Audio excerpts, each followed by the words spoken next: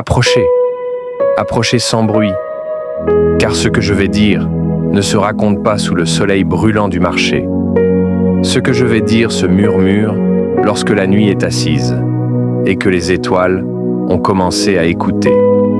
Il fut un temps, non, il fut un très long temps où l'homme ne demandait pas l'heure. Le temps marchait et l'homme marchait avec lui. Ils ne se poursuivaient pas, ils se respectaient. Mais un jour, un seul jour, un homme décida de courir. Son nom était Kanda. Kanda se levait avant le coq, mais arrivait toujours après la bénédiction. Il mangeait vite, parlait vite, promettait vite. Ses pieds allaient un peu plus vite que son cœur. Ses paroles allaient un peu plus vite que sa pensée. Les anciens le regardaient passer et murmuraient « Quand un homme va plus vite que son ombre, c'est qu'il fuit quelque chose. » Mais Kanda riait. Il disait que le monde appartenait à ceux qui allaient vite. Il disait que la lenteur était une maladie des pauvres. Il n'avait jamais le temps d'écouter, jamais le temps d'aimer, jamais le temps de remercier. Il courait après-demain et piétinait aujourd'hui. Un soir où le soleil hésitait à se coucher, Kanda entendit une rumeur ancienne, lourde, dangereuse. On disait qu'il existait un marché que les yeux pressés ne pouvaient pas voir. Un marché qui n'ouvrait que lorsque le jour et la nuit se disputèrent le ciel. Un marché où l'on ne vendait ni mil, ni sel, ni or.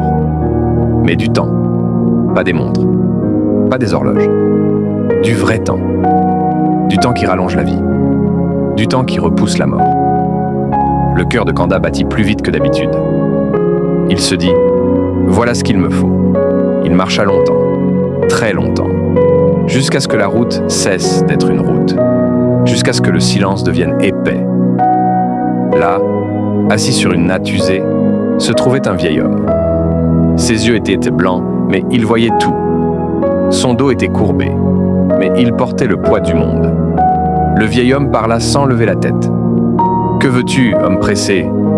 Kanda répondit sans hésiter. « Je veux du temps. Beaucoup de temps. » Le vieil homme sourit, un sourire fatigué. Le temps ne se vend pas, il s'échange. Kanda demanda « Quel est le prix ?»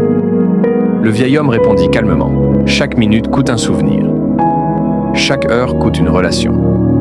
Chaque jour coûte une vérité que tu refuses de voir. » Kanda réfléchit, puis dit « J'accepte. » Et le marché disparut. Kanda gagna du temps. Oh oui, il vécut plus longtemps que les autres. Ses cheveux blanchirent lentement. Ses os résistèrent. Mais quelque chose s'en allait à chaque aube. Il oublia le visage de sa mère. Il oublia la voix de son premier amour.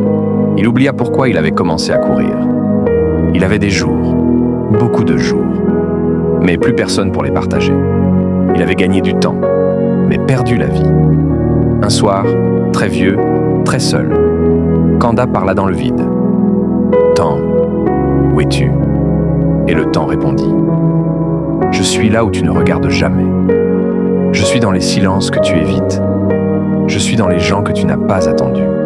Tu voulais me contrôler, mais tu ne m'as jamais écouté. » Kanda pleura, des larmes lentes, trop lentes. Il comprit alors. Le temps n'est pas une chose, c'est une relation. Et celui qui oublie d'aimer finit par avoir trop de temps pour regretter. Depuis ce jour, les anciens racontent cette histoire aux enfants pressés.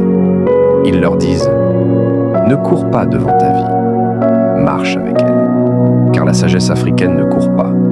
Elle marche et arrive toujours à l'heure. Afrikova raconte ces histoires, non pour faire peur, mais pour que l'on ouvre enfin les yeux. Car un peuple qui écoute les contes évite les tragédies. Et un homme qui comprend les histoires évite de devenir leur victime.